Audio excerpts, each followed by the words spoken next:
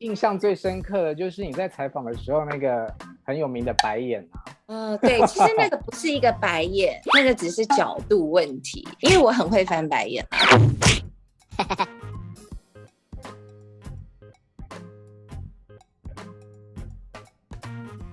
我们也做过记者。三立主播张凌瑜7年前因采访九把刀劈腿新闻时翻白眼挺闺蜜周婷宇，因而爆红。最近她上节目，哇靠，有事吗？还原当年现场的采访秘辛。对你印象最深刻的就是你在采访的时候那个很有名的白眼。我当时觉得很诧异的那句话是，他说我很喜欢这个女生，但在爱情的选择里还是我女朋友。我心想说，哦，天哪，你比成龙还敢讲。其实那个不是一个白眼，因为其实白眼的话应该要更加的明确，那个只是角度问题。那一次是比较临时的记者会，因为场地太小了，所以它变成是一个7字形，所以有人就是变成拉比较低的那个机器，然后我被拍到是比较低的机器，然后拍到往上，那所以我只是这样子，但是也不到很白眼，因为我很会翻白眼啊。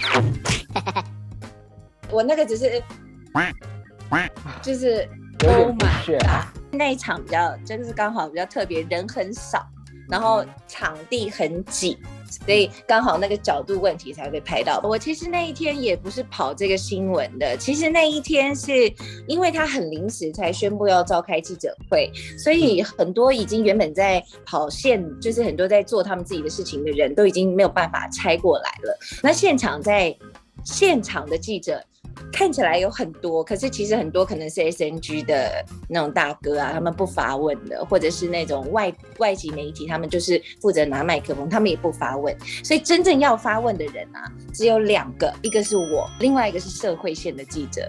那你要叫社会线的记者说错，你要负责吗？说你为什么杀人这样这也不行啊。我们那时候平面也没有什么，好像也还没到，所以大家看到的就变成电子，就是变成是那样，好像就是我一直在就是以一个受害者姿态说，你说啊，为什么要背叛他？为什么？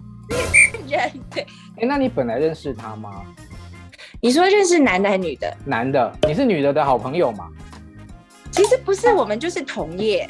我跟那个女生是同业，那同业我们是，她也有跑过娱乐嘛，那我们就是一群人，有出去过几次吃饭聚餐，那关系是不错的。可是你要说同业到闺蜜的程度，对，新闻都说你们是闺蜜。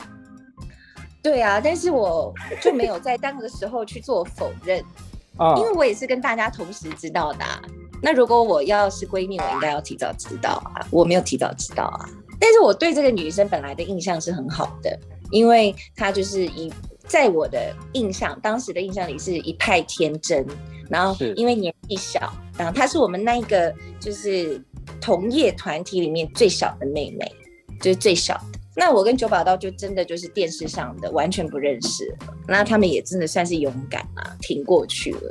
我们没有后续，完全没有任何的讲话。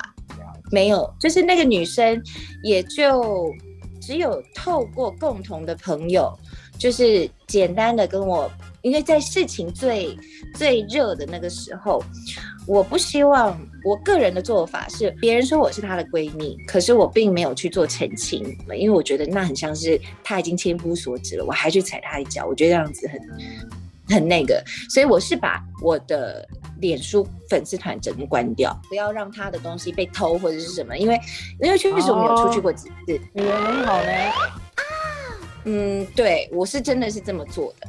然后他有透过我们的共同友人，就是跟我说谢谢你帮我说话。